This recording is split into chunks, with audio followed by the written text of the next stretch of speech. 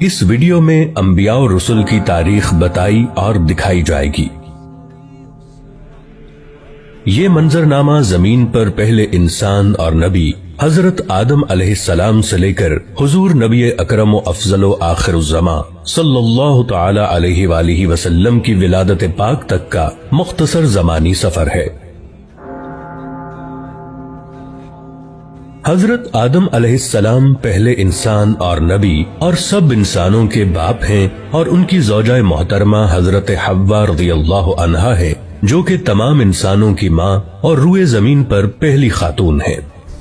حضرت آدم علیہ السلام اور حضرت حوا رضی اللہ عنہا کی زمین پر آمد سے متعلق کوئی متفقہ رائے موجود نہیں، لیکن بعض تاریخ دانوں کے مطابق یہ واقعہ 90 صدیوں پہلے کا ہے۔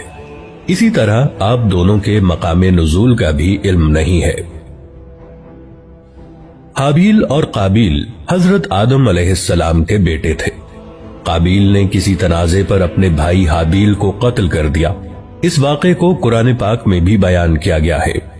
یہ تاریخ انسانی کا پہلا قتل ہے، اور علماء کرام کے مطابق قیامت تک ہونے والے ہر قتل کے گناہ کا ایک حصہ قابیل کو ملتا رہے گا، جیسا کہ ہر برائی کا ایک حصہ اس شخص کو ملتا ہے جس نے اس برائی کا آغاز کیا ہو۔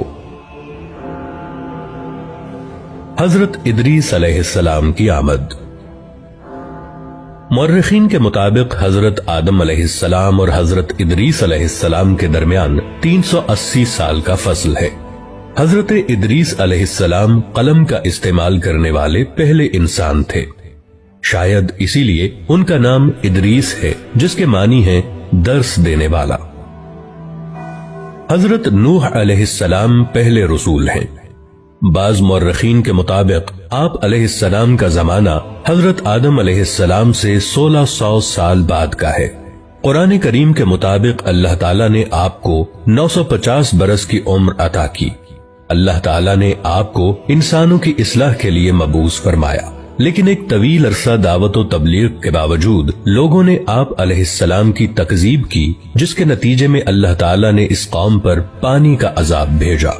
غالباً یہ پہلا عذاب ہے جو زمین پر اللہ پاک کی طرف سے بھیجا گیا، جس سے اس وقت تک کے سارے انسان مارے گئے، سوائے ان کے جو آپ علیہ السلام پر ایمان لا چکے تھے اور آپ علیہ السلام کے ساتھ اس کشتی میں سوار تھے جو آپ نے اللہ تعالیٰ کے حکم اور مدد سے تیار کی تھی، لیکن یہ چند ہی لوگ تھے۔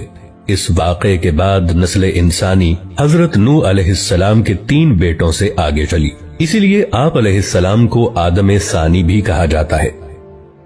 آپ علیہ السلام کے بیٹوں کے نام سام، حام اور یافس تھے۔ حضرت نوح علیہ السلام کے بیٹوں کی نسل سے جو قومیں وجود میں آئیں، وہ بھی بالآخر گناہوں اور بری باتوں میں ملوث ہو گئیں۔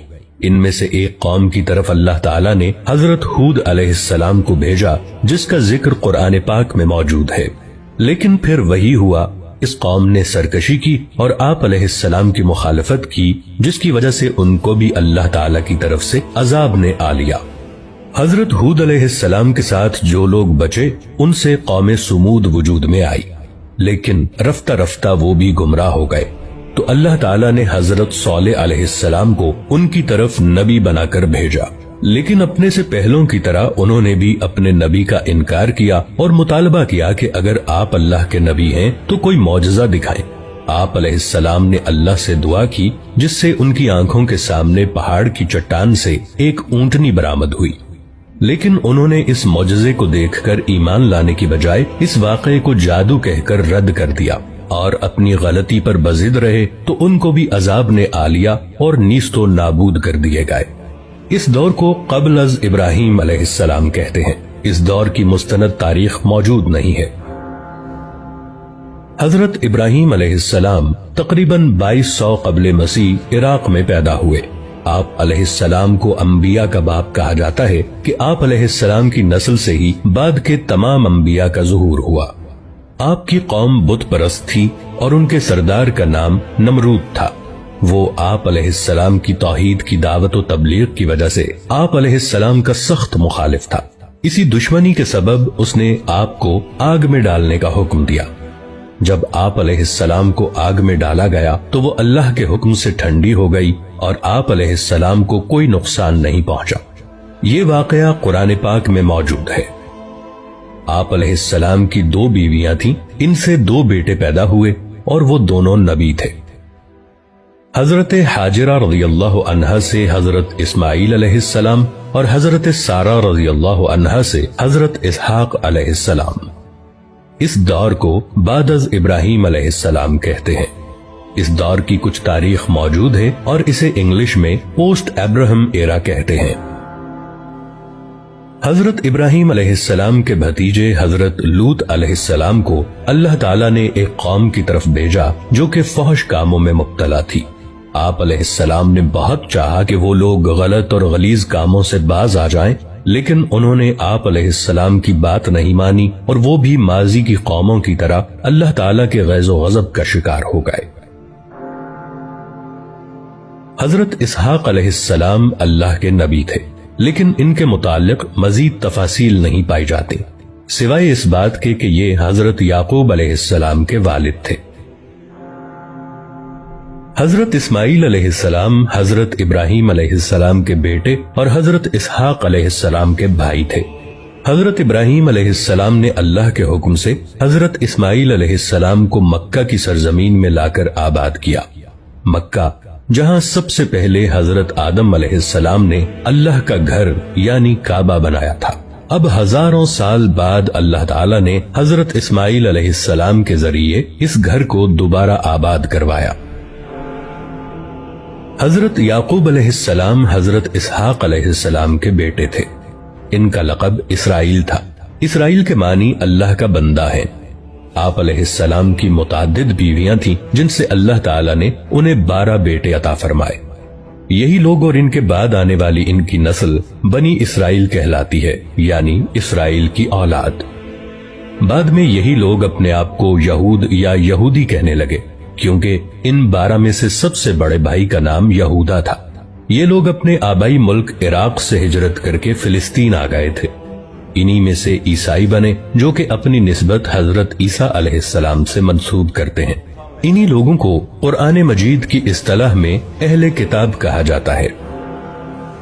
ان 12 بھائیوں میں سے سب سے چھوٹے بھائی کا نام یوسف علیہ السلام تھا۔ یہ اللہ کے نبی تھے اور بہت حسین و جمیل تھے۔ حضرت یعقوب علیہ السلام حضرت یوسف علیہ السلام سے بہت محبت کرتے تھے۔ یہ چھوٹے بچے سے فطری لگاؤ تھا، لیکن دوسرے بھائیوں کو یہ بات بری لگنے لگی اور وہ حضرت یوسف علیہ السلام سے حسد کرنے لگے۔ اسی حسد اور بغض و عناد نے انہیں اپنے بھائی یوسف علیہ السلام کے قتل پر آمادہ کر دیا، لیکن قتل پر سارے متفق نہ ہوئے، اس لیے انہوں نے یوسف علیہ السلام کو ایک کنویں میں پھینک دیا۔ اس کنویں کے پاس سے کوئی قافلہ جا رہا تھا۔ انہوں نے پانی کے لیے اپنا ڈول کنویں میں ڈالا تو حضرت یوسف علیہ السلام اس ڈول کی رسی کو پکڑ کر باہر آ گئے۔ قافلے والے یوسف علیہ السلام کو کسی کا بھاگا ہوا غلام سمجھ کر اپنے ساتھ مصر لے گئے اور وہاں آپ علیہ السلام کو ایک غلام کی حیثیت سے بیچ دیا۔ آپ کا خریدار حکومت مصر کا ایک اعلیٰ عہدیدار تھا۔ اس نے جلد ہی آپ علیہ السلام کی ذہانت و فطانت کو جانچ لیا اور اپنے محل میں اپنے خادم خاص کی حیثیت سے رکھ لیا۔ آپ علیہ السلام اسی محل میں جوان ہوئے اور اللہ نے آپ کو نبوت عطا فرمائی۔ اس عہدیدار کو عزیز مصر کہا جاتا ہے۔ اس کی بیوی زلیخا نے آپ علیہ السلام پر عصمت دری کا جھوٹا الزام لگا کر آپ علیہ السلام کو جیل بھجوا دیا۔ آپ علیہ السلام نے 7 سال جیل میں گزارے، لیکن جیل میں بھی دوسرے قیدیوں کی تعلیم و تربیت کرتے رہے۔ پھر مصر کے بادشاہ کو ایک خواب آیا تو اس کے مشیر نے کہا کہ وہ ایک شخص کو جانتا ہے جو کہ اس خواب کی صحیح تعبیر بتا سکتا ہے۔ آپ علیہ السلام کو جیل سے محل میں لایا گیا۔ آپ علیہ السلام نے بادشاہ کے خواب کی عقلی اور منطقی تعبیر بتا دی، جس سے وہ بہت متاثر ہوا۔ اس بادشاہ نے آپ علیہ السلام کو اپنا مشیر خاص مقرر کر لیا اور بادشاہ نے آپ علیہ السلام کی تمام داستان سنی اور آپ علیہ السلام کو کہا کہ آپ اپنے سارے خاندان کو فلسطین سے مصر لے آئیں اور یہاں سب امن و سکون سے رہیں۔ آپ علیہ السلام نے اپنے سارے کنبے بشمول والد صاحب حضرت یعقوب علیہ السلام کو اپنے پاس مصر بلوا لیا۔ آپ علیہ السلام کے بھائی اپنے کیے پر بہت نادم ہوئے اور توبہ کی۔ اس طرح بنی اسرائیل فلسطین سے